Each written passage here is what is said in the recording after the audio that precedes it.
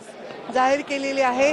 तसेच लखपती दीदी आणि ग्रामीण सडक योजना मला सगळ्यात सुंदर योजना वाटली की 1000 लोकसंख्येच्या गावांना सिमेंट रस्त्यांनी जोडण्याची योजना जाहीर केलेली आहे।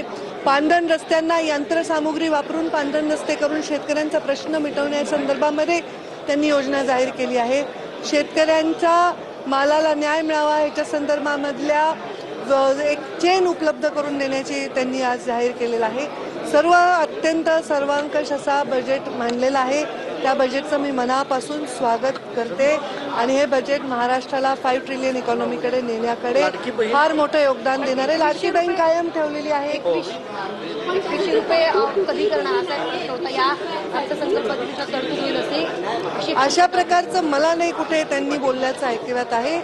पण लाडकी बहीण योजना बंद करणार अशा प्रकारचा भ्रम जो विरोधक पसरवत होते त्यांच्या आज पाणी पडलंय त्यांच्या प्रयत्नावर आणि ही लाडकी बहीण योजनेवर आमची लाडकी बहीण खूप खुश आहे। ही लाडकी बहीण लखपती होण्यासाठी आम्ही काम करणार आहोत आणि ही लाडकी बहीण एक उद्योजक व्हावी ग्रामीण भागातली याच्यासाठी काम करणार आहोत।